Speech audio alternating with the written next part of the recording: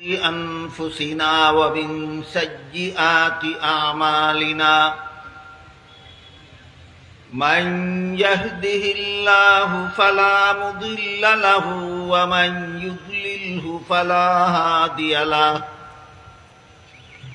ونشهد أن لا إله إلا الله وحده لا شريك له ونشهد أن سيدنا ونبينا ومولانا محمدا عبده ورسوله صلى الله تعالى عليه وعلى آله وأصحابه وبارك وسلم. أما بعد فأعوذ بالله من الشيطان الرجيم. بسم الله الرحمن الرحيم. اليوم أكملت لكم دينكم وأتممت عليكم نعمتي ورضيت لكم الإسلام دينا. بارك الله لنا ولكم في القرآن العظيم ونفعنا وإياكم بالآيات والذكر الحكيم. শ্রদ্ধেয় সভাপতি, হযরত উলামায়ে কেরাম, সম্মানিত সুধীমণ্ডলী, দূর দূরান্ত থেকে আগত সর্বস্তরের মুসলমান ভাইয়েরা আমার, এবং পর্দার আড়ালে বসা আমার মা ও বোনেরা, গতকাল যে আয়াতের অংশ আমি আপনাদের সামনে তিলাওয়াত করেছিলাম, আজকে সেই অংশই তিলাওয়াত করেছি। এটা সূরাতুল মায়েদার ৩ নম্বর আয়াতের শেষের দিকের এক অংশ। এতে আল্লাহ বলেন, আজকে আমি তোমাদের দ্বীনকে পরিপূর্ণ করে দিলাম। গতকাল বলেছি এখানে 3টি কথা ব্যাখ্যা সাপেক্ষে বুঝতে হয়। প্রথমটি হলো আজকে বলতে আল্লাহ কি বুঝালেন, দ্বিতীয়টি হলো আমাদের দ্বীন বলতে আল্লাহ কি বুঝালেন, তৃতীয়টি হলো পরিপূর্ণ বলতে আল্লাহ কি বুঝালেন। আমি গতকালই বলেছি 3টি ব্যাখ্যা সাপেক্ষ কথা আমি 3 দিনে আপনাদের সামনে তুলে ধরবো ইনশাআল্লাহ। তাই গতকাল শুধু আজকে বলতে আল্লাহ কোন দিন বুঝালেন সেই কথাটা আলোচনা হয়েছে। কেউ কি বলতে পারেন এখানে আল্লাহ আজকে বলতে কোন দিন বুঝালেন? রাসূলের বিদায় হজের ভাষণের দিন। আজকে বলতে কোন দিন? রাসূলের বিদায় হজের ভাষণের দিন, যা গতকালকে সবিস্তারে আপনাদের সামনে বলা হয়েছে। সন তারিখটা ছিল 10ম হিজরি সনের জিলহজ মাসের 9 তারিখ শুক্রবার। এই দিনটাকে আল্লাহ এখানে আজকের দিন বলেছেন। আজকে হলো দ্বিতীয় ব্যাখ্যা সাপেক্ষ আলোচ্য বিষয়, আমাদের দিন বলতে আল্লাহ কি বুঝালেন। এই দিন শব্দটাকে আল্লাহ কোরআনের বিভিন্ন আয়াতে বিভিন্ন অর্থে ব্যবহার করেছেন, যে কারণে যে কোনো মুসলমান যে কোনো সময় আমার দিন বলতে আমি কি বুঝি এই প্রশ্নের পরিষ্কার জবাব দিতে পারেন। কারণ দিন শব্দকে আল্লাহ কোরআনের সবগুলি আয়াতে একই অর্থে ব্যবহার করেন না, এক এক আয়াতে এক এক অর্থে ব্যবহার করেন। তাই সাধারণ মানুষের জন্য এই অর্থগুলি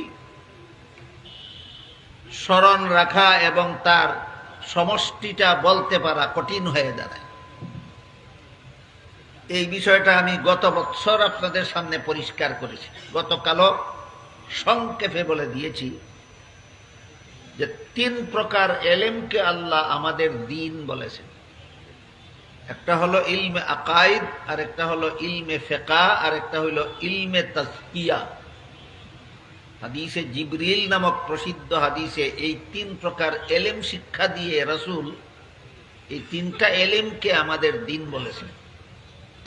তাই বিস্তারিত আলোচনায় গেলে পরে যেন আমরা সার মর্মটা ভুলে না যাই, এজন্য গত বছর সবিস্তারে বলেছি, গতকাল সংক্ষেপে বলেছি, আজকে আবারও সংক্ষেপে বলেছি যে হাদিসে জিবরিলে রাসূল করিম সাল্লাল্লাহু আলাইহি ওয়াসাল্লাম 3টা এলেমকে আমাদের দিন বলে দিয়েছেন।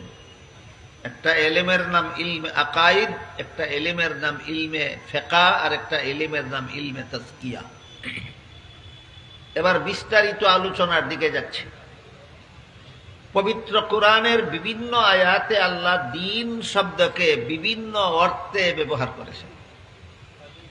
এর কতগুলি উদাহরণ আগে আমরা শুনি, তারপর আমাদের আলোচ্য আয়াতাংশে আকমালতু লাকুম দীনাকুম, এতে দিন বলতে আল্লাহ কি বুঝালেন তা বোঝার চেষ্টা করব। পবিত্র কোরআনের যে আয়াতে আল্লাহ সর্বপ্রথম দিন শব্দ ব্যবহার করেছেন সেটি হল সূরাতুল ফাতিহার 3 নম্বর আয়াত। এখানে আল্লাহ বলেছেন মালিকি ইয়াউমিদ্দিন। এখানে দিন শব্দটাকে আল্লাহ কর্মফল অর্থ বুঝাবার জন্য ব্যবহার করেছেন। আয়াতের শব্দার্থ হল কর্মফল দান দিবসের মালিক আল্লাহ। যেহেতু সারা দুনিয়ার সকল মানুষের জীবনের আসল কর্মফল কিয়ামতের দিন দেওয়া হবে, এই জন্য এই আয়াতে আল্লাহ কিয়ামতের দিনকে কর্মফল দেওয়ার দিন বলে আখ্যায়িত করেছে। তাই আয়াতের শব্দার্থ হল কিয়ামতের দিনের মালিক আল্লাহ, আর মর্মার্থ হল আয়াতের শব্দার্থ হল কর্মফল দান দিবসের মালিক আল্লাহ, আর মর্মার্থ হল কিয়ামতের দিনের মালিক আল্লাহ। আমরা শুধু এতটুকু স্মরণ রাখি যে মালিক ইয়াউমিদ্দিন আয়াতে আল্লাহ দিন শব্দটাকে কর্মফল অর্থে ব্যবহার করেছেন। তারপরে দেখুন সূরাতুল বাকারার 256 নম্বর আয়াতে আল্লাহ বলেছেন লা ইকরাহা ফিদ্দিন। এখানে দিন শব্দকে কর্মফল অর্থে নয়, ধর্ম অর্থে ব্যবহার করেছে।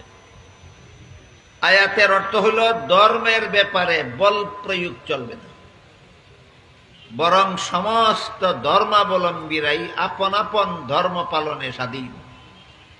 কেউ কারো ধর্ম পালনে বাধা দিতে পারবে না, কেউ কাউকে বল প্রয়োগে ধর্মান্তরিত করতে পারবে না, বরং সমস্ত ধর্মাবলম্বীরা আপন আপন ধর্ম পালনে স্বাধীন।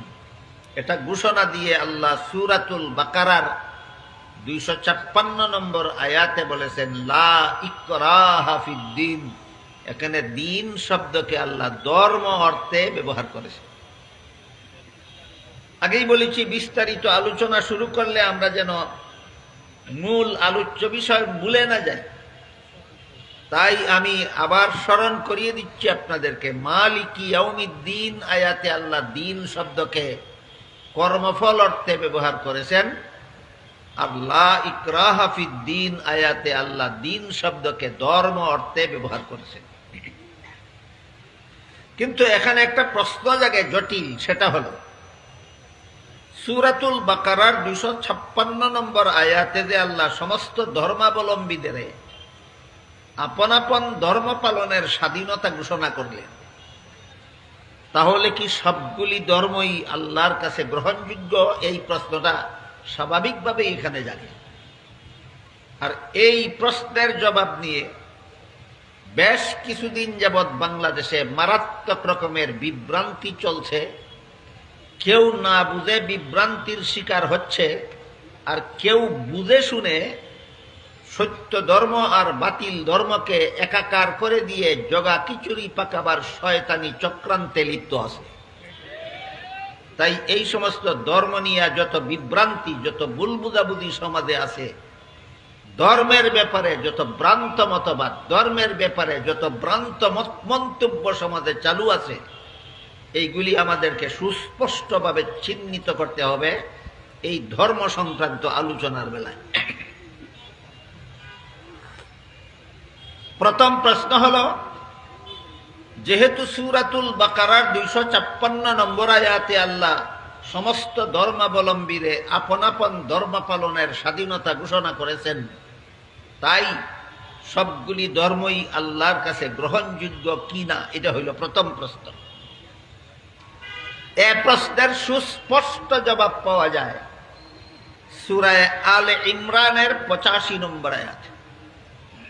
সেখানে আল্লাহ বলে দিয়েছেন, মাই ইয়াবতাগি গায়রাল ইসলামি দীনান ফালান ইউকবালা মিনহু, ইসলাম ছাড়া আর কোন ধর্মই আল্লাহর কাছে গ্রহণযোগ্য নয়। বলুন, অস্পষ্ট কথা না সুস্পষ্ট? সুস্পষ্ট কথা। আমি অতীতে বারবার আপনাদেরকে বলছি, কোরআনের সুস্পষ্ট কথার কোনো ব্যাখ্যা বা তাফসীরের দরকার হয় না। কোরআনের অস্পষ্ট কথাগুলির ব্যাখ্যা বা তাফসীরের দরকার হয়। কোরআনের যে আয়াতে আল্লাহ বলে দিয়েছেন শাহরু রমাদান, রমজান মাসের নাম উল্লেখ করে বলে দিয়েছেন এই মাসে রোজা রাখা ফরজ, তাই কোন মাসে রোজা রাখা ফরজ এটা নিয়ে আর কোনো ব্যাখ্যা বিশ্লেষণ নাই, এটা সুস্পষ্ট। কিন্তু রমজান মাসে কতদিন রোজা রাখা ফরজ, দিনের সংখ্যাটা যেহেতু আল্লাহ কোরআনে অস্পষ্ট রেখেছেন, তাই হাদিস শরীফে আল্লাহর রাসূল তার ব্যাখ্যা করে বলে দিয়েছেন, যেই বছর রমজান মাসের 29 তারিখ বিকাল বেলা ঈদের চাঁদ দেখা যাবে, সেই বছর 29 দিন রোজা রাখা ফরজ হবে।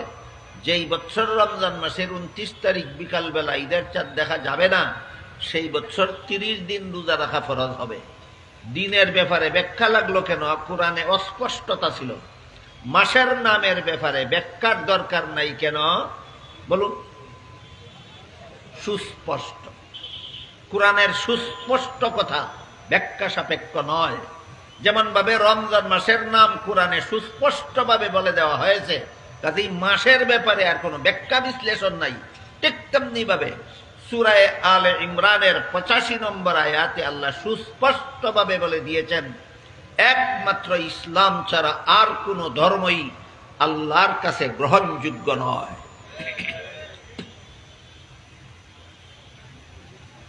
গত বেশ কয়েক বছর যাবৎ ধর্ম নিয়ে যে সমস্ত কুচক্রীরা জেনে বুঝে বা নানা রকম বিভ্রান্তি ছড়াচ্ছে, সত্য ধর্ম ইসলাম আর অন্যান্য বাতিল ধর্মকে একাকার করে জগা খিচুড়ি পাকাবার জন্য, এদের এই সমস্ত জগা খিচুড়ি মার্কা কতগুলি কথার মধ্যে একটা কথা বেশি বেশি প্রচার করা হয়েছে, সেটা হলো ইসলাম শ্রেষ্ঠ ধর্ম। এটা একটা চক্রান্তমূলক কথা। ইসলাম শ্রেষ্ঠ ধর্ম এই পর্যন্তই ইসলামের বৈশিষ্ট্য নয়, বরং ইসলাম একমাত্র গ্রহণযোগ্য ধর্ম। ইসলাম শ্রেষ্ঠ ধর্ম এটাই ইসলামের একমাত্র বৈশিষ্ট্য নয়। ইসলামের বৈশিষ্ট্য হলো ইসলামই একমাত্র গ্রহণযোগ্য ধর্ম। বিষয়টা আমি একটা উদাহরণের মাধ্যমে আপনাদের বোঝাতে চাই। কেউ যদি বলে আজকের এই মঞ্চে যারা বসা আছেন তাদের মধ্যে সভাপতি সাহেবুদুর শ্রেষ্ঠ আলেম, এর মানে কি অন্যরা আলেম নয়? কি বুঝেন? 10 জন আলেম বসা থাকলে এদের মধ্যে একজনকে শ্রেষ্ঠ আলেম বললে বাকি 9 জন আলেম নয় সাব্যস্ত হয় না আলেমই সাব্যস্ত হয়। ঠিক তেমনি ভাবে অসংখ্য ধর্মগুলির মধ্যে ইসলামকে শ্রেষ্ঠ ধর্ম বলার মাধ্যমে সবগুলি বাতিল ধর্মকে কৌশলে স্বীকৃতি দেওয়া হয়। এটা একটা শয়তানি ছাড়া আর কিছু নয়। তাই ইসলাম শ্রেষ্ঠ ধর্ম এটা ইসলামের সঠিক পরিচয় নয়। ইসলামের সঠিক পরিচয় হলো সূরা আলে ইমরানের 85 নম্বর আয়াতের ভাষ্য অনুপাতে ইসলাম একমাত্র গ্রহণযোগ্য ধর্ম। তাই আল্লাহ বলেন, মাই ইয়াবতাগি গায়রাল ইসলামি দীনান ফালাই ইউকবালা মিনহু, ইসলাম ছাড়া আর কোনো ধর্মই আল্লাহর কাছে গ্রহণযোগ্য নয়। আবার প্রশ্ন জাগে, আমি গতকালই বলেছিলাম যে আয়াতের তফসিরের আলোকে আমাদের সমাজের প্রচলিত নানা রকম উদ্ভূত সমস্যাবলীর সমাধানগুলি আপনাদের সামনে আমি তুলে ধরার চেষ্টা করব। কোরআনের কোন আয়াতের তফসিরের কোন অংশের দ্বারা আমাদের সমাজের প্রচলিত কোন সমস্যার কি সমাধান তাই যদি চিহ্নিত না হয়, তাহলে আমি মনে করি দিনের পর দিন, রাতের পর রাত তফসিরুল কোরআন শুধু গতানুগতিকভাবে বলে যাওয়া আর শুনে যাওয়ার কোনো সার্থকতা নাই। এর আলোকে আমাদের সমস্যাবলীর সমাধান চিহ্নিত করতে হবে। তাই সেই দৃষ্টিভঙ্গি মাথায় রেখে বলছি, এখন আবার প্রশ্ন জাগে, একমাত্র ইসলাম ছাড়া আর কোন ধর্মই যদি আল্লাহর কাছে গ্রহণযোগ্য না হয়, তাহলে সূরাতুল বাকারার 256 নম্বর আয়াতে সব ধর্মই পালনের স্বাধীনতা দিলেন কেন? আর সকল ধর্ম পালনের স্বাধীনতাই যদি দিলেন, তাহলে তা গ্রহণযোগ্য হবে না কেন? এই প্রশ্নের জবাব অতীতে আমি একাধিকবার আপনাদের সামনে একটা উদাহরণের মাধ্যমে তুলে ধরেছি। উদাহরণের মাধ্যমেই বোঝা সহজ। সেটা হলো, যে কোনো শিক্ষা প্রতিষ্ঠানের ছাত্রদেরকে নির্ধারিত সময়ে নির্ধারিত পাঠ্যতালিকা পড়ানোর পরে যখন ছাত্রদের পরীক্ষা নেওয়া হয়, পরীক্ষার্থী ছাত্ররা যখন প্রশ্নপত্র হাতে নিয়ে পরীক্ষার হলে বসে, আপনাদের জানা মতে কি সকল পরীক্ষার্থী ছাত্ররাই প্রশ্নের জবাব সঠিক লেখে না অনেকে ভুলও লেখে? যারা ভুল লেখে, এই লেখার দ্বারা কি আপনারা মনে করেন পাস করবে না নিশ্চিত ফেল করতে হবে? এটা তো আপনারাও জানেন, পরীক্ষকও জানে, শিক্ষকও জানে। তাহলে যখন ভুল লেখে তখন বাধা দেয় না কেন? আর ভুল লিখতে যদি বাধাই দেয় না, তাহলে ফেল করবে কেন? ওই প্রশ্নের যেই জবাব ইসলাম ছাড়া আর কোনো ধর্মই যদি গ্রহণযোগ্য না হয়, তাহলে পালন করতে বাধা দেব না কেন? আর বাধাই যদি দেব না, তাহলে গ্রহণযোগ্য হবে না কেন? এই প্রশ্নেরও সেই জবাব। উভয় প্রশ্নের একই জবাব। পরীক্ষার হলে ছাত্র প্রশ্নের জবাব ভুল লিখলে বাধা দেওয়া যাবে না, গ্রহণযোগ্যতার কারণে নয়, নিয়ম রক্ষার জন্য। কথাটা মনে রাখুন। পরীক্ষার হলে পরীক্ষার্থী ছাত্ররা প্রশ্নের জবাব ভুল লিখলে বাধা দেওয়া যাবে না, ভুল লেখা গ্রহণযোগ্য হওয়ার কারণে না, নিয়ম রক্ষার জন্য। ঠিক তেমনি ভাবে দুনিয়াতে কেউ ইসলাম ছাড়া আর কোন ভ্রান্ত ধর্ম পালন করলে, ইসলাম ছাড়া সবগুলি ধর্ম ভ্রান্ত, যা কোরআনের পরিষ্কার ঘোষণা, ইসলাম ছাড়া সমস্ত ধর্মবাদ ভ্রান্ত। আমি দুঃখিত, এই সীমিত সময়ে আমি ইসলাম ছাড়া বাকি সবগুলি ধর্ম ভ্রান্ত কেন, এই প্রশ্নের জবাবের দিকে গেলে আমার এই আয়াতের এই একটা শব্দের তফসির আগামীকাল পর্যন্ত করে আমার শেষ হবে না। তবে অনেকের মনে কৌতূহল বাকি থাকে যে বাকি সবগুলি ধর্ম ভ্রান্ত কেন। সামান্য একটু আবার দিচ্ছি, তারপরে আবার ওই কথার দিকে ফিরে যাচ্ছি।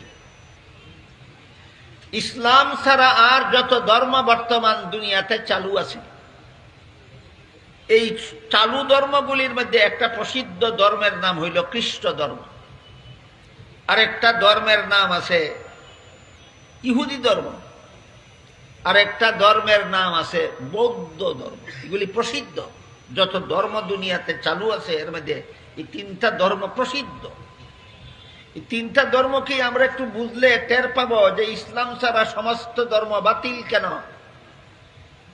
খ্রিস্ট ধর্ম আল্লাহ ঈসা আলাইহিস সালামের মাধ্যমে দিয়েছিলেন, কিন্তু ঈসা আলাইহিস সালামের দুনিয়া থেকে বিদায় হওয়ার পর তার উম্মতেরা শুধু ধর্মকে বিকৃতি সাধন করেনি, ধর্মগ্রন্থ ইনজিলকে পর্যন্ত বিকৃত করে ফেলেছে। বুঝে থাকলে বলুন, খ্রিস্টানেরা তাদের ধর্মগ্রন্থ ইনজিল অবিকৃত রেখেছে না বিকৃত করে ফেলেছে?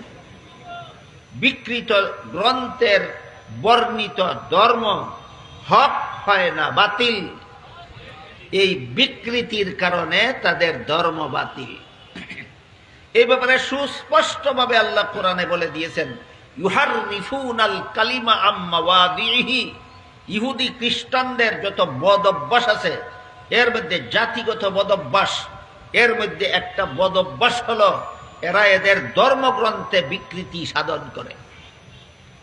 এই বিকৃতির একটা নমুনাই আমি গতকাল হয়তো বলেছি কোন উদাহরণ প্রসঙ্গে, যে হযরত ঈসা আলাইহিস সালাম দুনিয়ার থেকে বিদায় হওয়ার পর খ্রিস্টানেরা হযরত ঈসা আলাইহিস সালামকে খোদার পুত্র সাব্যস্ত করেছে। ইনজিল কিতাবে, আল্লাহর নাজিলকৃত ইনজিল কিতাবে ঈসা নবীকে খোদার পুত্র বলা হয়নি, খোদার নবী বলা হয়েছে। কিতাবে লেখা নবী তারা বানালো পুত্র। বলেন বিকৃত না অবিকৃত? অবিকৃত গ্রন্থের ধর্ম যারা পালন করে তাদের ধর্ম হক না বাতিল? বাতিল। এ ব্যাপারে আমি আর একটা তথ্যের দিকে আপনাদের দৃষ্টি আকর্ষণ করতে চাই, সেটা হলো ইউরোপের একজন সেরা স্বাস্থ্য বিজ্ঞানী ছিলেন, তার নাম ছিল doctor Morris Bucaille. Doctor Morris Bucaille ধর্ম বিশ্বাসে খ্রিস্টান ছিলেন, ইসলাম ধর্ম বিদ্বেষী ছিলেন, ইসলাম ধর্মকে ভুল ধর্ম সাব্যস্ত করার জন্য গবেষণায় লিপ্ত ছিলেন। তিনি এক সময় ভাবলেন যে ইসলামের ধর্মগ্রন্থ কোরআন, এই কোরআনে যদি কোনো ভুল বের করা যায় তাহলে সারা বিশ্বে ইসলাম ধর্মটাকে ভুল ধর্ম বলে প্রচার করে দেওয়া যাবে। এই চিন্তা চেতনার তাড়নায় তিনি কোরআন বুঝতে আসলেন। কোরআন বুঝতে এসে দেখলেন আরবি ভাষায় পারদর্শিতা অর্জন করা ছাড়া কোরআন বোঝা সম্ভব নয়। তাই তিনি সৌদি সরকারের সহযোগিতায় আগে আরবি ভাষায় পারদর্শিতা অর্জন করেছেন, এবার কোরআন বোঝা শুরু করেছেন। কোরআনের শুরু থেকে শেষ পর্যন্ত বুঝার পরে কোনো ভুল খুঁজে পেলেন না। তখন তিনি জানতে পারলেন রাশিয়ার তাসকন্দের জাদুঘরে হযরত উসমান রাদিয়াল্লাহু তাআলা আনহুর হাতের লেখা কোরআনের একটা এডিশন জাদুঘরে সংরক্ষিত আছে। আজ থেকে প্রায় ১৫০০ বছর আগের হাতের লেখা কোরআন। তাই তিনি ভাবলেন বর্তমান দুনিয়ার বিভিন্ন প্রেসে ছাপা কোরআনের সাথে ১৫০০ বছর আগের হাতের লেখা কোরআনের এডিশন মিলালে অবশ্যই যথেষ্ট পরিমাণ ভুল বের হবে। এই মনোভাব নিয়ে তিনি তাসকন্দের জাদুঘরে হযরত উসমান রাদিয়াল্লাহু আনহুর হাতের লেখা কোরআনের এডিশনের সাথে মিলিয়ে দেখলেন সেই কোরআনে আর এই কোরআনে একটা কথার মধ্যেও কোনো ব্যবধান নাই, একটা শব্দের মধ্যেও কোনো ব্যবধান নাই, একটা অক্ষরের মধ্যেও কোনো ব্যবধান নাই, একটা নুক্তার মধ্যেও কোনো ব্যবধান নাই, একটা জের জবরের মধ্যেও কোনো ব্যবধান নেই। শেষ পর্যন্ত যিনি এসেছিলেন কোরআনে ভুল ধরার জন্য, তিনি নিজেই কলেমা পড়ে মুসলমান হয়ে গেলেন। মুসলমান হওয়ার পরে তিনি সারা বিশ্বে আলোড়ন সৃষ্টিকারী একটা মহামূল্যবান বিশাল গ্রন্থ রচনা করলেন। তার রচিত সেই গ্রন্থের নাম ছিল the Bible and the Quran and the science. এর বাংলা অনুবাদও হয়েছে। অনুদিত বাংলা গ্রন্থটির নাম বাইবেল কোরআন ও বিজ্ঞান। যারা যাচাই করতে চান খ্রিস্ট ধর্ম বাতিল কেন, ডক্টর মরিস বুকাইলির লিখিত সেই বাইবেল কোরআন ও বিজ্ঞান পড়ে দেখুন। ভদ্রলোক গ্রন্থটির প্রতিটি পাতায় পাতায় আধুনিক বিজ্ঞানের চুল সেরা বিশ্লেষণের মাধ্যমে প্রমাণ করেছেন বাইবেল বিকৃত গ্রন্থ, অবিকৃত ধর্মগ্রন্থ নয়। একটা প্রমাণ আপনাদের সামনে তুলে ধরলাম। ইসলাম ছাড়া বাকি সব ধর্ম বাতিল কেন? আপাতত বলুন খ্রিস্ট ধর্মটা বাতিল কেন? বিকৃত। খ্রিস্ট ধর্মটা বাতিল কেন? বিকৃত। অনুরূপভাবে ইহুদি ধর্ম বাতিল, তাও বিকৃত। ইহুদিদের নবী মুসা আলাইহিস সালামের কাছে আল্লাহ তাওরাত কিতাব নাযিল করেছিলেন। মুসা আলাইহিস সালামের পরে ইহুদিরা তাওরাত কিতাবের যেই কথা নিজেদের পছন্দ হইতো সেটা কিতাবে রেখে দিত। তাওরাত কিতাবের বর্ণিত যে বিধান তাদের পছন্দ হইতো না সেটা কিতাব থেকে মুছে ফেলে দিত। এই কথাটা আল্লাহ কোরআনে উল্লেখ করে দিয়েছে। সুতরাং খ্রিস্ট ধর্ম বিকৃতির কারণে বাতিল, ইহুদি ধর্ম বিকৃতির কারণে বাতিল। বৌদ্ধ ধর্মের সূচনাই হয়েছে মন গড়া কল্পনার উপর। এই কারণে বৌদ্ধ ধর্ম মন গড়া হওয়ার কারণে বাতিল। খ্রিস্ট ধর্ম বিকৃত হওয়ার কারণে বাতিল, ইহুদি ধর্ম বিকৃত হওয়ার কারণে বাতিল। বৌদ্ধ ধর্ম মন গড়া কল্পিতভাবে উদ্ভাবিত হওয়ার কারণে বাতিল। এটা কিভাবে মন গড়া ভাবে উদ্ভাবন হইল? বৌদ্ধ ধর্মের উদ্ভাবক ছিলেন গৌতম বুদ্ধ। গৌতম বুদ্ধ যখন দেখলেন এক সময়ের সুস্থ মানুষ একদিন অসুস্থ হয়ে যায়, এক সময়ের যুবক মানুষ আর একদিন বৃদ্ধ হয়ে যায়, এক সময়ের জীবিত মানুষ একদিন মরে যায়, এতে তিনি মারাত্মকভাবে মর্মাহত হন। মানুষের এই পরিণতি দুঃখজনক। পরিণতির হাত থেকে মানুষ জাতিকে রক্ষা করার জন্য, মানুষ যেন কোনোদিন রোগে আক্রান্ত না হয়, মানুষ যেন কোনোদিন বৃদ্ধ না হয়, মানুষ যেন কোনোদিন মরে না যায়, এই সমস্ত বিপর্যয়ের হাত থেকে মানুষকে রক্ষা করার জন্য তিনি জঙ্গলে দীর্ঘদিন সাধনা করলেন। মানব জাতিকে এই সমস্ত বিপর্যয়ের হাত থেকে রক্ষা করার পথ বের করার জন্য দীর্ঘদিন গবেষণার পরে জঙ্গল থেকে বের হয়ে এসে একটা মূলনীতি দিলেন, জীব হত্যা মহাপাপ। মুক্তির পথ তিনি বের করলেন, জীব হত্যা মহাপাপ। অন্য জীবকে তুমি আঘাত করো না, তোমার জীবনেও কোনো আঘাত আসবে না। এই জন্য বৌদ্ধ ধর্মে কোনো গোশত খাওয়াও নিষিদ্ধ, মাছ খাওয়াও নিষিদ্ধ, শুকনা মাছ খাওয়াও নিষিদ্ধ। কারণ গোশত খেতে হলেও জীব হত্যা করতে হয়, মাছ খেতে হলেও জীব হত্যা করতে হয়, শুক্তি খেতে হলেও জীব হত্যা করতে হয়। জীব হত্যা মহাপাপ এই নীতি ঘোষণা করার কারণে এদের ধর্মে এইগুলি খাওয়া নিষিদ্ধ। এবার আমি আপনাদের জিজ্ঞেস করি, তাই বলে বৌদ্ধ ধর্মের কোনো মানুষ আর অসুস্থ হয় না? তাই বলে বৌদ্ধ ধর্মের কোনো যুবক আর বৃদ্ধ হয় না? তাই বলে বৌদ্ধ ধর্মের কোনো জীবিত মানুষ আর কোনোদিন মরে না? তাইলে এটা খুদা প্রদত্ত ধর্ম ছিল না মন গড়া বানানো ধর্ম ছিল? ইসলাম ছাড়া বর্তমান দুনিয়াতে আর যত ধর্ম আছে সবগুলি হয়তো বিকৃত আর না হয় মন গড়া। বিকৃত হওয়ার কারণে বাতিল, মন গড়া হওয়ার কারণে বাতিল। এবার মূল আলোচনার দিকে যাই। আল্লাহ পাক রব্বুল আলামিন সূরা আলে ইমরানের 85 নম্বর আয়াতে সুস্পষ্ট ভাষায় ঘোষণা দিয়েছেন, একমাত্র ইসলাম ছাড়া সমস্ত ধর্ম বাতিল। এবার বলুন কেন? বিকৃত হওয়ার কারণে অথবা মন গড়া ভাবে বানাবার কারণে? কেন ইসলাম ছাড়া সবগুলো ধর্ম বাতিল? কেন? হয়তো বিকৃত আর না হয় মন গড়া, এই কারণে বাতিল। তাই এবার প্রশ্ন জাগে, যদি বাতিলই হয়ে থাকে তাহলে আল্লাহ পালন করার স্বাধীনতা দিলেন কেন? আর পালন করার স্বাধীনতাই যদি দিলেন তাহলে বাতিল হবে কেন? জবাব উদাহরণের মাধ্যমে দিচ্ছিলাম।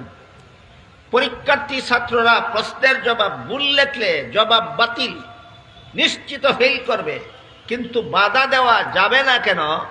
লেখা ভুল জবাব গ্রহণযোগ্য হওয়ার কারণে না নিয়ম রক্ষার জন্য? ঠিক তেমনি ভাবে ইসলাম ছাড়া বাকি সমস্ত ধর্ম বাতিল, কিন্তু পালনকারীদেরকে তাদের ধর্ম পালনে বাধা দেওয়া যাবে না কেন? গ্রহণযোগ্যতার কারণে না নিয়ম রক্ষার জন্য?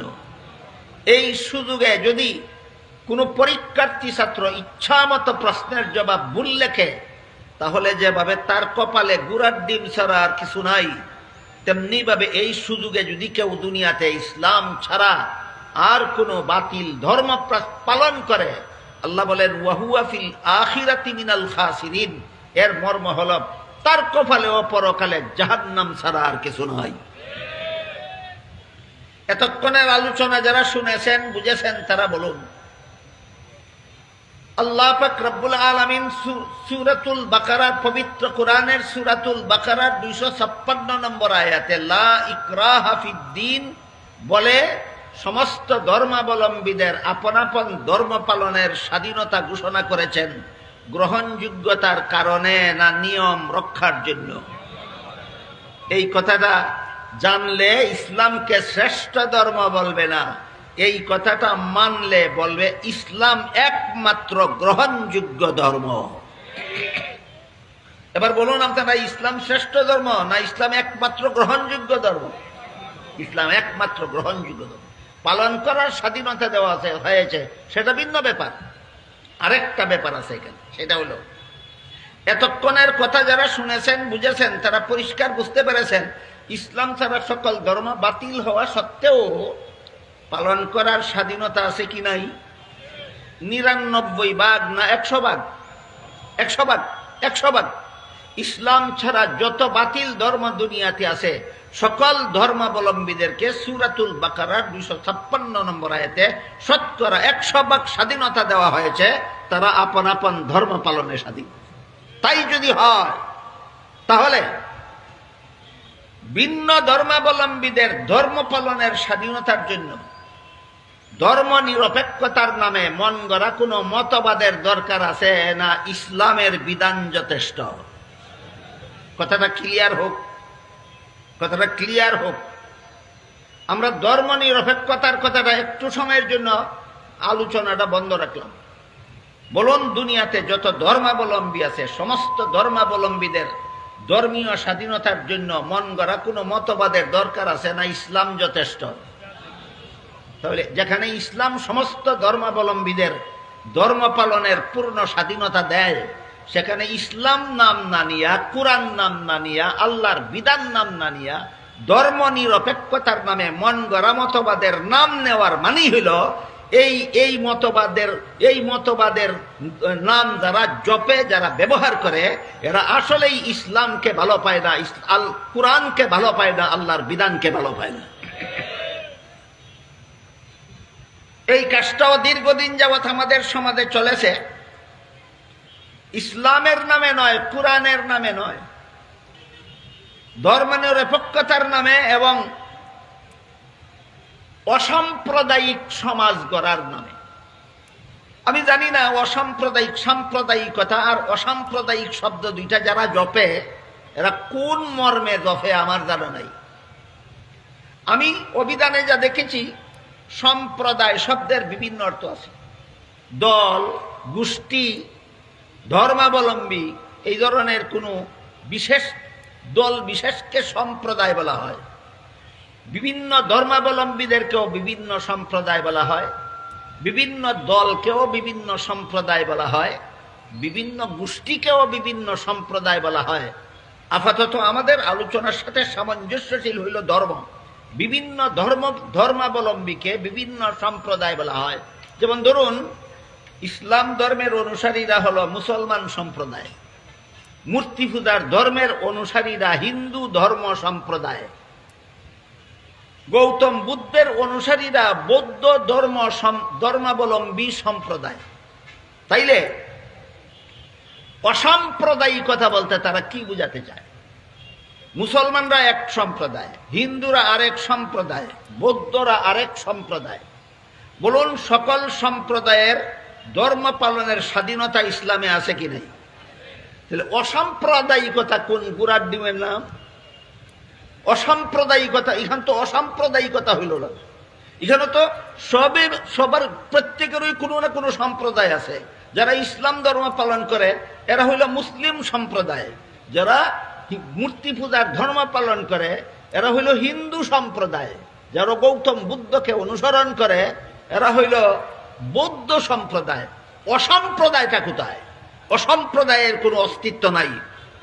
এই সমস্ত ধর্মাবলম্বীদেরকে, এই সমস্ত সম্প্রদায় মুক্ত লোকদেরকে অসাম্প্রদায়িক বানাবার একটা মাত্র শয়তানি চক্রান্ত আছে, সেটা হইল অসাম্প্রদায়িকতার নামে সমস্ত ধর্মাবলম্বীকে নাস্তিক্যবাদে দীক্ষা দান করা। মুসলমানরা যদি নাস্তিক হয়ে যায়, হিন্দুরাও যদি নাস্তিক হয়ে যায়, বৌদ্ধরাও যদি নাস্তিক হয়ে যায়, ইহুদি খ্রিস্টানেরাও যদি নাস্তিক হয়ে যায়, তবেই একটা অসাম্প্রদায়িক সমাজ গঠিত হতে পারে। বলুন, বিভিন্ন ধর্মাবলম্বীরা আপন আপন ধর্ম পালনে অটল থাকলে সমাজ কোনোদিন অসাম্প্রদায়িক হতে পারে? পারে না। মানুষের সমাজ ওই দিনই অসাম্প্রদায়িক হতে পারে যেদিন মুসলমান বলতে কোনো সম্প্রদায় থাকবে না, হিন্দু বলতে কোনো সম্প্রদায় থাকবে না, যখন যেখানে খ্রিস্টান বলতে কোনো সম্প্রদায় থাকবে না, ইহুদি বলতে কোনো সম্প্রদায় থাকবে না, বৌদ্ধ বলতে কোনো সম্প্রদায় থাকবে না, তখনই মানুষ অসাম্প্রদায়িক হতে পারে। সুতরাং অসাম্প্রদায়িক শব্দটা নাস্তিক্যবাদের বীজ। অসাম্প্রদায়িক শব্দটা নাস্তিক্যবাদের বীজ। হ্যাঁ, শব্দ যেটা বলার মতো, যেটা বুঝার মতো, সেটা হইল সাম্প্রদায়িক সম্প্রীতি। সম্প্রদায় থাকলে সম্প্রীতি হবে না সম্প্রদায় বিলুপ্ত হলে সম্প্রীতি হবে? বুঝেন কিনা দেখুন, সম্প্রদায় থাকলে হবে সম্প্রীতি। মুসলমান সম্প্রদায় আর হিন্দু সম্প্রদায়, দুইটা সম্প্রদায় এক সমাজে থাকলে সম্প্রীতি হবে না দুটো সম্প্রদায় নাস্তিক হয়ে গেলে সম্প্রীতি হবে? থাকলে। তাহলে সাম্প্রদায়িক সম্প্রীতি তখনই হবে যখন সমাজে বিভিন্ন রকমের সম্প্রদায় থাকবে। মুসলিম সম্প্রদায় এই সমাজে বাস করবে, হিন্দু সম্প্রদায় একই সমাজে বাস করবে, ইহুদি সম্প্রদায় এই সমাজেই বাস করবে, খ্রিস্টান সম্প্রদায় এই সমাজেই বাস করবে, বৌদ্ধ সম্প্রদায় এই সমাজেই বাস করবে। তবে লা ইকরাহা ফিদ্দীনের নীতি মেনে বসবাস করবে।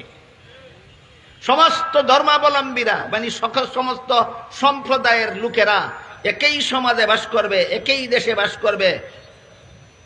পরস্পর পরস্পর মারামারি কাটাকাটি কুন্দল একের ধর্ম পালনে অপরে বাধার সৃষ্টির মাধ্যমে না লা ইকরাহা ফিদ্দীনের নীতি মানার মাধ্যমে? লা ইকরাহা ফিদ্দীন, ধর্মের বেলায় কোনো বল প্রয়োগ চলবে না। না কোনো হিন্দু ইসলাম ধর্ম পালনে মুসলমানদেরকে বাধা দিতে পারবে, না কোনো মুসলমান হিন্দুদেরকে তাদের ধর্ম পালনে বাধা দিতে পারবে। ওইটার নাম হবে সাম্প্রদায়িক সম্প্রীতি। তাহলে আমি আপনাদেরকে এখানে যে কথাটা বুঝাতে চাচ্ছি সেটা হলো, সম্প্রদায় না থাকলে সাম্প্রদায়িক সম্প্রীতি হয় না সম্প্রদায় থাকলে?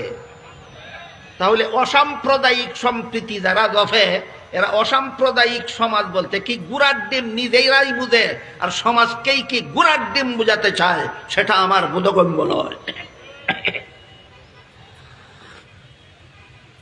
এরকম অসাম্প্রদায়িক সম্প্রীতির দোহাই দিয়ে বেশ কত বৎসর যাবৎ একটা স্লোগানও বাংলাদেশের, একটা স্লোগানের দ্বারা বাংলাদেশের আকাশ বাতাস মুখরিত করা হয়েছে। সেই স্লোগানটা ছিল ধর্ম যার যার উৎসব সবার। শুনেছেন কিনা? ধর্ম যার যার উৎসব সবার। এই স্লোগানের আড়ালে বড় বড় মুসলমান নেতারা পর্যন্ত হিন্দুদের দুর্গাপূজার উৎসবে অংশগ্রহণ করেছে। কোন স্লোগানের আড়ালে? ধর্ম যার যার উৎসব সবার। আমি যদি একটু সময়ের জন্য এই স্লোগানটা মেনে নেই, ধর্ম যার যার উৎসব সবার, তাই বলে মুসলমানেরা হিন্দুদের দুর্গাপূজার মিষ্টি খাবে, তাহলে তো হিন্দুরাও মুসলমানের ঈদুল আজহার কুরবানির গোশত খেতে হবে। যেহেতু ধর্ম যার যার উৎসব সবার, আপনারা বলুন, বিগত 10-15 বৎসর যাবৎ বহু মুসলমান হিন্দুদের দুর্গাপূজার মিষ্টি খেয়েছে কিনা? এবার বলুন, কতজন হিন্দু মুসলমানের ঈদুল আজহার গরুর গোশত খেয়েছে? তাহলে বেহায়া বেলা দেখি তারা না তোমরা? এই নামদারি মুসলমানের দল, মুনাফিকের দল, তোমরা এত বেহায়া বেলা দেখো না। তোমাদের মতো বেহায়া তো তারাও না। তোমরা তাদের ধর্মীয় অনুষ্ঠানে মিষ্টি খেতে যাও, তারা তোমাদের ধর্মীয় অনুষ্ঠানে গরুর গোশত খেতে আসে না। সুতরাং তারা তোমাদের মতো বেহায়া নির্লজ্জ নয়, তোমরা যত বড় বেহায়া নির্লজ্জ। কেউ যদি বলে গৃহস্থী যার যার ফসল সবার, কোনো পাগলে মানবে নাকি? কেউ যদি বলে ব্যবসা যার যার মুনাফা সবার, মানবে কোনো পাগলে? কেউ যদি বলে চাকুরি যার যার বেতন সবার, মানবে কোনো পাগলে? আর কোনো ছাগলে যদি কয় বিয়া যার যার বউ সবার, এটা তো এমন কতই ধর্ম যার যার উৎসব সবার, ধর্ম যার যার উৎসব সবার। এটা এমন একটা মস্তানি স্লোগান, যেমন মস্তানি স্লোগান বিয়া যার যার বউ সবার, এটা যেমন একটা মস্তানি স্লোগান, ঠিক তেমনি ভাবে ধর্ম যার যার উৎসব সবার, এটা একটা মস্তানি স্লোগান। এই সমস্ত স্লোগানদারীরা স্লোগানের মাধ্যমে সত্য ধর্ম আর বাতিল ধর্মকে সমাজে একাকার করে দেওয়ার শয়তানি চক্রান্তে লিপ্ত। বিষয়গুলি আমার ক্লিয়ারলি আলোচনার দরকার আপনাদের ঈমান হেফাজতের স্বার্থে। গত 10-15 বছর এই স্লোগান দেওয়া হয়েছে। কি স্লোগান? ধর্ম যার যার উৎসব সবার। আজকাল স্লোগান দেওয়া হচ্ছে হিন্দুদের পূজা আর মুসলমানের রোজা। আজকাল স্লোগান দেওয়া হচ্ছে হিন্দুদের উলুদনি আর মুসলমানের আজানদনি। আগের শয়তান আর এখনের শয়তান সমান শয়তানুই। আগের শয়তানেরা যেমন শয়তানি কইরা সত্য ধর্ম ইসলামকে বাতিল ধর্মের সাথে একাকার করে দেওয়ার শয়তানি চক্রান্তে লিপ্ত ছিল, এখনকার শয়তানেরাও এই সমস্ত নতুন নতুন স্লোগানের মাধ্যমে সত্য ধর্ম আর বাতিল ধর্মকে জগা খিচুড়ি পাকিয়ে একাকার করে দেওয়ার শয়তানি চক্রান্তে লিপ্ত। এই ধরনের স্লোগান যারা দিবে, এই ধরনের স্লোগান যারা মেনে নিবে, এই ধরনের স্লোগানের বেলায় যারা নীরব থাকবে, একটারও ঈমান থাকবে না।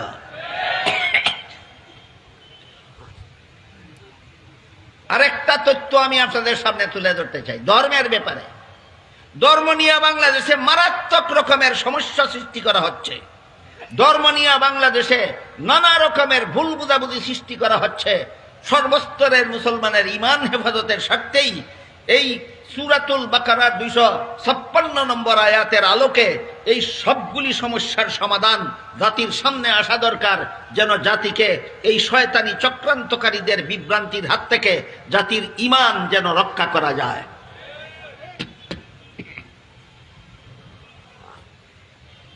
আরেকটা চক্রান্ত মারাত্মকভাবে চালু আছে সমাজে, সেটা কি? এই যে বললাম সূরাতুল বাকারার 256 নম্বর আয়াতে আল্লাহ সমস্ত ধর্মাবলম্বীদের আপন আপন ধর্ম পালনের স্বাধীনতা ঘোষণা দিয়েছেন, ভুলে যাবেন না কোনোদিন। সূরাতুল বাকারার 256 নম্বর আয়াতে আল্লাহ ঘোষণা দিয়েছেন সমস্ত ধর্মাবলম্বীরা আপন আপন ধর্ম পালনে স্বাধীন। এটা মানুষের মন গড়া মতবাদের বিধান না কোরআনের বিধান? এটা কোরআনের বিধান, এটা কোরআনের বিধান। কিন্তু দুঃখজনক ব্যাপার হলো বাংলাদেশের স্বাধীনতার পর থেকে আজ পর্যন্ত প্রায় প্রতি বছরই দেখা যায় হিন্দুদের পূজার সময় আসলে কিছু গুপ্তচর, কিছু দুষ্কৃতিকারী রাতের অন্ধকারে গোপনে তাদের পূজা মণ্ডপে হামলা করে, মন্দিরে হামলা করে, মূর্তি ভাঙচুর করে, নিজেরাই ভিডিও করে এবং আন্তর্জাতিক মিডিয়ায় এটা ভিডিও ভাইরাল করে দেয়। এই মিডিয়াতে এই ভিডিওগুলি দেখে বিশ্বের বিভিন্ন দেশের মানুষ, বিশেষ করে পার্শ্ববর্তী দেশ ভারতের জনগণ এবং সরকার বাংলাদেশের বিরুদ্ধে বদনাম রটাতে থাকে, বলে বাংলাদেশে হিন্দুদের ধর্ম পালনের স্বাধীনতা নাই। এই ভিডিও তার প্রমাণ। বাংলাদেশে হিন্দুদের মূর্তি পূজা করার কোনো স্বাধীনতা নাই, এই ভিডিও তার প্রমাণ। এইরকম বদনাম রটায়, বেশিরভাগ বদনাম রটায় ভারতের লোকেরা। এই জন্য আমি মনে করি বাংলাদেশের হিন্দুদের পূজা মণ্ডপে, বাংলাদেশের হিন্দুদের মন্দিরে, বাংলাদেশের হিন্দুদের মূর্তির উপর গোপনে রাতের অন্ধকারে যারা আক্রমণ করে, এরা সূরাতুল বাকারার 256 নম্বর আয়াতের নির্দেশক্রমে করে না ভারত সরকারের দালালির কারণে করে? এরা নিঃসন্দেহে ভারতের হিন্দুদের দালাল। এই দালালির মধ্যে 3টা চক্রান্ত রয়েছে। এই দালালির মাধ্যমে তারা বাংলাদেশকে 3 ভাবে কলঙ্কিত করতে চায়। 1 নম্বর, একদিক দিয়ে এই দালালের দল, এই ভারতের দালালেরা বাংলাদেশের হিন্দুদের মন্দিরে হামলা করে, হিন্দুদের মূর্তি ভাঙচুর করে গোপনে রাতের অন্ধকারে, আর ভিডিও করে ছেড়ে দেয়। এতে ভারতের হিন্দুরা সহ সারা বিশ্বের বিভিন্ন জাতির লোকেরা বলতে থাকে বাংলাদেশে অন্যান্য ধর্মাবলম্বীদের ধর্ম পালনের স্বাধীনতা নাই, এতে দেশের কলঙ্ক হয়। 2 নম্বর, বাংলাদেশের মুসলমানেরা অন্যদের ধর্ম পালন সহ্য করতে পারে না, এতে বাংলাদেশের মুসলমানের কলঙ্ক হয়। 3 নম্বর, মুসলমান এমন করে কেন? নিশ্চয়ই তাদের ইসলামের বিধানের কারণে করে, এতে ইসলামের কলঙ্ক হয়। এই পূজার সময় হিন্দুদের মন্দির এবং মূর্তি ভাঙচুরের এই চক্রান্তের মাধ্যমে বাংলাদেশের 3টা কলঙ্ক হয়। একটা দেশের কলঙ্ক হয়, একটা জাতির কলঙ্ক হয়, একটা ইসলাম ধর্মের কলঙ্ক হয়। আমার কথাটুকু বুঝে থাকলে বলুন, হিন্দুদের পূজার সময় গোপনে যারা রাতের অন্ধকারে তাদের মন্দিরে হামলা করে, ভাঙচুর করে, এরা দেশের শত্রু, দেশের বন্ধু না শত্রু? এরা জাতির বন্ধু না শত্রু? এরা ইসলামের বন্ধু না শত্রু? শত্রু। এরা হামলা করে আপনাদের বুঝাতে চায় আমরা কট্টর মুসলমান।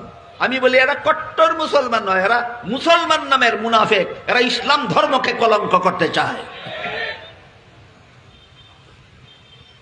এই পরিস্থিতিটা সামাল দেওয়ার জন্য, এই কুচক্রীদের এই হামলার কলঙ্ক থেকে বাংলাদেশকে রক্ষা করার জন্য, বাংলাদেশের শতকরা 93 জন মুসলমানকে এই কলঙ্কের হাত থেকে রক্ষা করার জন্য, ইসলাম ধর্মকে এই কলঙ্কের হাত থেকে রক্ষা করার জন্যই প্রয়োজনীয়তা দেখা দেয় মন্দির পাহারা দেওয়ার।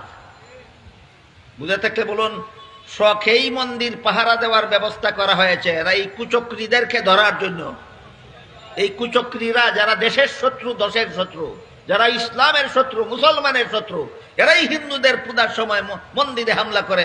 এই শত্রুদেরকে দমন করার স্বার্থেই পূজার সময় হিন্দুদের মন্দির পাহারা দেওয়ার প্রয়োজনীয়তা দেখা দেয়। এই প্রয়োজনীয়তার তাগিদেই দেখা যায় পূজার সময় আসলে সরকারের পক্ষ থেকে তাদের মন্দির পাহারা দেওয়ার ব্যবস্থা করা হয়। আমরা এই ব্যবস্থাকে স্বাগত জানাই। হিন্দু ধর্মকে সমর্থন করার জন্য না তাদের ধর্মীয় স্বাধীনতা রক্ষার জন্য, এই পার্থক্যটা বুঝতে হবে। সরকার যে তাদের মন্দির পাহারা দেওয়ার ব্যবস্থা করে পূজার সময়, এটা কি পূজার ধর্ম সমর্থন করার কারণে না তাদের ধর্মীয় স্বাধীনতা রক্ষার কারণে? ধর্মীয় স্বাধীনতা তো সূরাতুল বাকারা 256 নম্বর আয়াতে তো প্রত্যেকের ধর্মীয় স্বাধীনতা ঘোষিত। সুতরাং এইটা তো মন্দির, এই পরিস্থিতিতে মন্দির পাহারা দেওয়া তো কোরআনের সাথে কোনো সাংঘর্ষিক নয়, বরং কোরআনেরও অনুকূলে, দেশেরও অনুকূলে, জাতিরও অনুকূলে। সুতরাং এই পরিস্থিতিতে এভাবে সরকারের পক্ষ থেকে মন্দির পাহারা দেওয়ার ব্যবস্থা দূষণীয় নয়, বরং প্রশংসনীয়। এই এখনো পরিস্থিতিতে সরকারের পক্ষ থেকে মন্দির পাহারা দেওয়ার ব্যবস্থা দূষণীয় না প্রশংসনীয়? প্রশংসনীয়। কিন্তু মন্দির পাহারা দিতে যাবে কারা? সরকারি বাহিনী যারা। মন্দির পাহারা দিতে যাবে কারা? র্যাব বাহিনী আছে, পুলিশ বাহিনী আছে, সেনাবাহিনী আছে, সরকারের বাহিনী যাবে ওই মন্দির পাহারা দিতে। এটা তাদের দায়িত্ব, দেশের জনগণেরও দায়িত্ব নয়, আলেম উলামাদেরও দায়িত্ব নয়। সাবধান, এটা সরকারের দায়িত্ব। আপনারা সরকারকে পালন করতে দিন। আপনারা কেউ সরকারের দায়িত্ব পালন করতে যাবেন না, আলেমরা কেউ সরকারি দায়িত্ব পালন করতে যাবে না।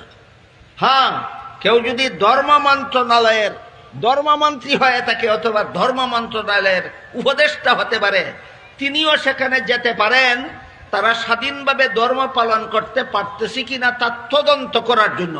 পুলিশ গেলে যাবে পাহারা দেওয়ার জন্য, ধর্মমন্ত্রী গেলে যাবে এদের ধর্মীয় স্বাধীনতা সংরক্ষিত আছে কিনা তার তদন্ত করার জন্য। আমার কথা বুঝে থাকলে বলুন, পুলিশ যাবে কেন? পাহারা দেওয়ার জন্য। ধর্মমন্ত্রী যাবে কেন? তদন্ত করার জন্য। এই পর্যন্তই তোমাদের প্রশংসিত ডিউটি। পুলিশ যদি গিয়া শুধুমাত্র পাহারা দেয়, এটা তাদের প্রশংসিত ডিউটি। ধর্মমন্ত্রী গিয়া যদি শুধু তদন্ত করে, এটা তার প্রশংসিত ডিউটি। কিন্তু সেখানে গিয়া যদি বলে দুর্গা পূজায় শুভেচ্ছা জানায়, কুফুরি। যে মুসলমান পুলিশ দুর্গা পূজায় গিয়ে শুভেচ্ছা জানাবে তার ইমান থাকবে না। যে ধর্মমন্ত্রী দুর্গা পূজায় গিয়ে শুভেচ্ছা জানাবে সেই ধর্মমন্ত্রীর ইমান থাকবে না। কেন শুভেচ্ছা জানালে ইমান থাকবে না? ডিউটি কতটুকু আর বাড়াবাড়ি কতটুকু, এর সীমারেখাটা সুস্পষ্ট হওয়া দরকার বাংলার মুসলমানের সামনে। কেন ইমান থাকবে না এবার সেই কথা বুঝুন। আল্লাহ পাক রব্বুল আলামিন পবিত্র কুরআনের এক আয়াতে বলেন, ইন্নাকুম ওয়া মা তা'বুদুনা মিন দুনিল্লাহি হাসাবু জাহান্নাম। হে মূর্তি পূজারীরা, তোমরা যারা মূর্তির পূজা করো আর যেসব মূর্তির পূজা করো, যারা পূজা করে, যেগুলির পূজা করে, আল্লাহ বলেন উভয়কে আমি জাহান্নামের লাকড়ি বানাবো। মূর্তিদেরকেও আল্লাহ জাহান্নামের লাকড়ি বানাবেন। লাকড়ি আমাদের আঞ্চলিক ভাষায় বলে, দেখে বাংলায় বলে জ্বালানি কাষ্ঠ। এত কঠিন বাংলা বলে আমি আপনাদেরকে দুশ্চিন্তায় ফেলতে চাই না। বলুন, জ্বালানি কাষ্ঠ বললে সহজে বুঝবেন না লাকড়ি বললে সহজে বুঝবেন? তো আমরা সহজ শব্দই বলা। আল্লাহ বলেন যে মূর্তিদেরকেও আমি জাহান্নামের লাকড়ি বানাবো, আর মূর্তির পূজা যারা করে এদেরকেও আমি জাহান্নামের লাকড়ি বানাবো। সুতরাং মূর্তি পূজার প্রতি আল্লাহর শুভেচ্ছা আছে বলেই এগুলিকে আল্লাহ জাহান্নামের লাকড়ি বানাবেন। তাহলে এবার বুঝে থাকলে বলুন, কোরআনের ঘোষণা মূর্তি পূজার প্রতি আল্লাহর শুভেচ্ছা না অনাস্থা? যে যে জায়গাতে আল্লাহর অনাস্থা সেখানে শুভেচ্ছা দেওয়ার মানেই হলো প্রকাশ্যে খোদাদ্রোহিতা। আল্লাহর অনাস্থার ক্ষেত্রে শুভেচ্ছা জ্ঞাপনের মাধ্যম, শুভেচ্ছা জ্ঞাপন হলো খোদাদ্রোহিতার মাধ্যম। সুতরাং যে পুলিশ মূর্তি পূজা পাহারা দিতে গিয়া শুভেচ্ছা জানায়, সে খোদাদ্রোহী কর্মকাণ্ডে লিপ্ত হওয়ার কারণে তার ঈমান থাকে না। কোন ধর্মমন্ত্রী যদি তদন্ত করতে গিয়া মূর্তি পূজায় শুভেচ্ছা জানায়, তাহলে আল্লাহর অনাস্থার ক্ষেত্রে শুভেচ্ছা জ্ঞাপন করার কারণে তার ঈমান থাকে না। তাহলে ডিউটির সীমা রেখা চিহ্নিত হইল কিনা? মন্দির পাহারা দেওয়ার জন্য যাওয়ার দরকার আছে কার? জনগণের, আলেমদের, না সরকারি বাহিনীর? ডিউটি কি পর্যন্ত? শুভেচ্ছা জ্ঞাপন করা পর্যন্ত না পাহারা দেওয়া পর্যন্ত? পাহারা দেওয়া পর্যন্ত ডিউটি প্রশংসিত, শুভেচ্ছা জ্ঞাপন করা ডিউটি নয়, বরং এটা ঈমান বিধ্বংসী। ধর্মমন্ত্রী যেতে পারেন, তাদের তাদের পূজা মণ্ডপে স্বাধীনভাবে ধর্ম পালন করতে পারতেছি কিনা শুধুমাত্র তার তদন্ত করার জন্য। তদন্ত করা তোমার দায়িত্ব, শুভেচ্ছা জ্ঞাপন করা তোমার দায়িত্ব নয়। এক হাদিসে রাসূল করিম সাল্লাল্লাহু আলাইহি ওয়াসাল্লাম বলেন, আল মারউ মা'a মান আহাব্বা, মর্ম হলো দুনিয়াতে যে যার সাথে যার ভালোবাসা, পরকালে তার সাথে তার ঠিকানা। শুভেচ্ছা মানে ঘৃণা না ভালোবাসা? শুভেচ্ছা মানে ঘৃণা না ভালোবাসা? তাহলে মূর্তি পূজার সাথে তোমার ভালোবাসা। আল্লাহ বলেন মূর্তি জাহান্নামে থাকবে, মূর্তি পূজার সাথে যাদের ভালোবাসা তারাও জাহান্নামে থাকবে। মূর্তি পূজার প্রতি যারা শুভেচ্ছা জানাবে, মূর্তি যেমন জাহান্নামী এরা তেমন জাহান্নামী। মূর্তি পূজায় যারা শুভেচ্ছা জানাবে, মূর্তি পূজারীরা যেমন জাহান্নামী, এই শুভেচ্ছা জ্ঞাপনকারীরা তেমন জাহান্নামী। এই গেল ধর্ম নিয়ে যত রকমের বাড়াবাড়ি সমাজে চলছে, ধর্ম নিয়ে যত রকমের শয়তানি সব চক্রান্ত সমাজে চলছে, সবগুলির সমাধান আমার দৃষ্টিতে সূরাতুল বাকারার 256 নম্বর আয়াতের আলোকে সব সমস্যার সমাধান হয়ে যায়, যেখানে আল্লাহ বলেছেন লা ইকরাহা ফিদ্দিন, সমস্ত ধর্মাবলম্বীরা আপন আপন ধর্ম পালনে স্বাধীন। তোমরা বাধাও দিও না, শুভেচ্ছাও দিও না। বাধাও দিও না, শুভেচ্ছাও দিও না। এটাই হলো মুসলমানের ডিউটি। এর পাশাপাশি আর একটা আলোচনা আছে। আজকে সময় বেশি হয়ে গেল নাকি? যদি আপনারা বলেন যে আজকের আলোচনার বাকি অংশ আগামীকাল হবে, আর আগামীকাল একটাও ইনশাল্লাহ আগামীকাল আমি সমাপ্ত করে দেব, সমাধা করে দেব, তাহলে আজকের মতো এখানে অসমাপ্ত রইল। এর পাশাপাশি আরেকটা জরুরি আলোচনা আছে। এগুলি আমাদের জাতীয় সমস্যা, এই কোরআন তাফসীরের আলোকেই সমস্যার সমাধানগুলি বের করতে হবে ইনশাআল্লাহ। আমার আজকের এই বিষয়ের আলোচনার বাকি অংশ আগামীকাল শেষ করার পরে আগামীকালের আলোচনা শুরু করব। আল্লাহ আপনাদেরকে আমাদেরকে কোরআন বুঝার এবং কোরআনের আলোকে আমাদের জাতীয় সমস্যাগুলির সমাধান করার সৌভাগ্য দান করুন। সবাই বলুন আমিন। সুবহান রাব্বিকা রাব্বিল ইজ্জাতি আম্মা ইয়াসিফুন ওয়া সালামুন আলাল মুরসালিন আলহামদুলিল্লাহি রাব্বিল আলামিন। আলহামদুলিল্লাহ, আমরা হযরতের কাছ থেকে গুরুত্বপূর্ণ তাফসীর শুনেছি। আমরা সম্মানিত মুসল্লিয়ানে কিরাম, উপস্থিত সকলের প্রতি আমাদের বিনীত অনুরোধ, খাদিমুল কোরআন পরিষদের 3 দিন ব্যাপী তাফসীরুল কোরআন মাহফিলের আগামীকালকে শেষ দিন। আগামীকালকে শেষ দিনে মহাগ্রন্থ আল কোরআন থেকে তাফসীর পেশ করবেন আমাদের সিলেটের বুজুর্গ আলেম দ্বীন শাইখুল হাদিস হযরত মাওলানা নুরুল ইসলাম খান সাহেব। তাফসীর পেশ করবেন হযরত মাওলানা মামুনুল হক সাহেব, শাইখুল হাদিস ইবনে শাইখুল হাদিস হযরত মাওলানা মামুনুল হক সাহেব আগামীকালকে তাফসীর পেশ করবেন। এবং আমাদের এই খাদিমুল কোরআন পরিষদের মূল তাফসীর কারক, যাকে দিয়ে এই খাদিমুল কোরআন হযরত মাওলানা নুরুল ইসলাম অলিপুরি হুজুর ইনশাআল্লাহ আগামীকালকে তাফসীর করবেন। আমি সকলের প্রতি উদাত্ত আহ্বান জানাচ্ছি, আপনারা আগামীকালকে সকলেই আপনাদের বন্ধু বান্ধব সবাইকে নিয়ে আসার জন্য। হযরতের বয়ান গত বছর যেগুলা এই আলিয়া মাদ্রাসা মাঠে বয়ান করেছিলেন, তাফসীর করেছিলেন তা বই আকারে তা লিপিবদ্ধ করা হয়েছে, আপনারা হযরতের গাড়িতে পাবেন। এবং আগামীকালকে শেষ দোয়া আমরা যারা আসি প্রস্তুতি নিয়ে আসবো, এত হাজার হাজার মানুষের মধ্যে আগামীকালকে শেষ দোয়া পরিচালনা করবেন আমাদের সিলেটের ওলি ইবনে ওলি হযরত মাওলানা মুফতি রশিদুর রহমান ফারুক সাহেব বরুণা। হযরত অবশ্যই কালকে শেষ দোয়া করবেন, আপনারা আগামীকালকে শেষ দোয়া করে আপনারা মাহফিল ত্যাগ করবেন। সেই প্রস্তুতি নিয়ে আগামীকালকে সবাই আসার জন্য উদাত্ত আহ্বান জানাচ্ছি।